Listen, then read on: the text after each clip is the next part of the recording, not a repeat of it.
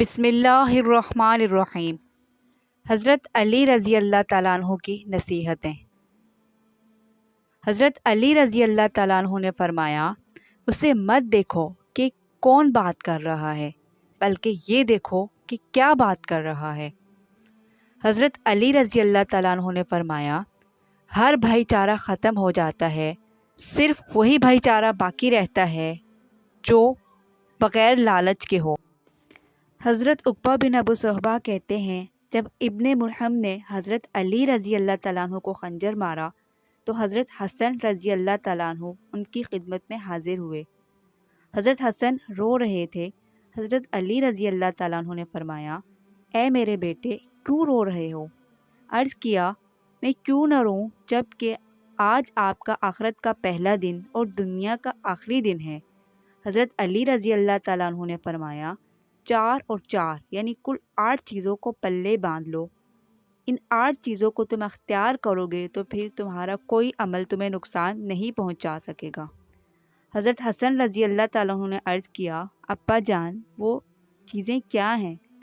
فرمایا، سب سے بڑی مالداری عقل مندی ہے، یعنی مال سے بھی زیادہ کام آنے والی چیز عقل اور سمجھ ہے، اور سب سے بڑی فقیری حماقت اور بے وقوفی ہے، اور سب سے زیادہ وحشت کی چیز اور سب سے بڑی تنہائی عجب اور خود پسندی ہے، اور سب سے زیادہ بڑائی اچھے اخلاق ہیں۔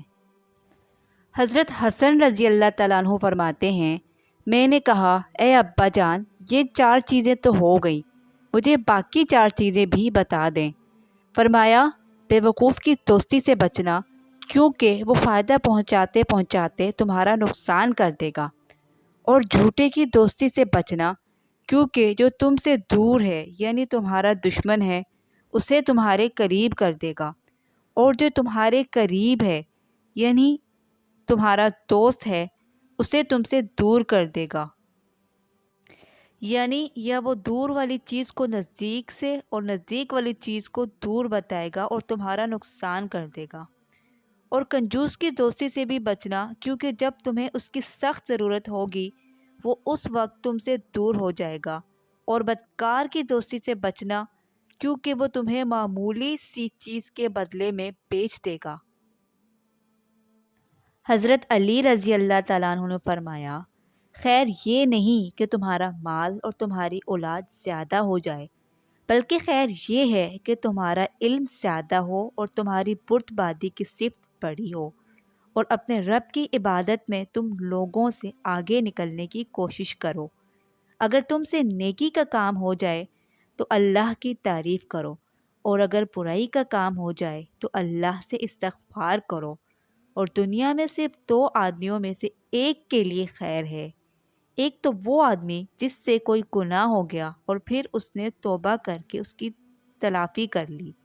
دوسرا وہ آدمی جو نیک کاموں میں جلدی کرتا ہو، اور جو عمل تقویٰ کے ساتھ ہو وہ کم شمار نہیں ہو سکتا، کیونکہ جو عمل اللہ کے ہاں قبول ہو وہ کیسے کم شمار ہو سکتا ہے؟ کیونکہ قرآن میں ہے کہ اللہ متقیوں کے عمل کو قبول فرماتے ہیں۔ حضرت ابن عباس رضی اللہ تعالیٰ عنہ فرماتے ہیں کہ حضرت عمر رضی اللہ تعالیٰ عنہ نے حضرت علی رضی اللہ تعالیٰ عنہ سے فرمایا، اے ابو الحسن، مجھے کچھ نصیحت کرو۔ حضرت علی رضی اللہ تعالیٰ عنہ نے کہا، آپ اپنے یقین کو شک نہ بنائیں، یعنی روزی کا ملنا یقینی ہے، اس کی تلاش میں اس طرح اور اتنا نہ لگیں کہ گویا آپ کو اس میں کچھ شک ہو، اور اپنے علم کو جہالت نہ بنائیں، یعنی جو علم پر عمل نہیں کرتا وہ اور جاہل دونوں برابر ہیں، اور اپنے گمان کو حق نہ سمجھیں، یعنی آپ اپنی رائے کو وحی کی طرح حق نہ سمجھیں، اور یہ بات جان لیں کہ آپ کی دنیا تو صرف اتنی ہے کہ جو آپ کو ملی اور آپ نے اسے آگے چلا دیا، یا تقسیم کر کے برابر کر دیا، یا پہن کر پرانا کر دیا۔ حضرت عمر نے فرمایا، اے ابو الحسن، آپ نے سچ کہا۔ حضرت علی بن طالب رضی اللہ تعالیٰ عنہ نے حضرت عمر رضی اللہ تعالیٰ عنہ سے کہا، ہے امیر المؤمنین، اگر آپ کی خوشی یہ ہے کہ آپ اپنے دونوں ساتھیوں یعنی حضور صلی اللہ علیہ وآلہ وسلم اور حضرت ابو بکر صدیق رضی اللہ تعالیٰ عنہ سے جا ملیں تو آپ اپنی امیدیں مختصر کریں، اور کھانا کھائیں لیکن پیٹ نہ بھریں، اور لنگی بھی چھوٹی پہنیں اور کرتے پر پیون لگائیں اور اپنے ہاتھ سے جوتی گانٹیں، اور اس طرح کریں گے تو ان دونوں سے جا ملیں گے۔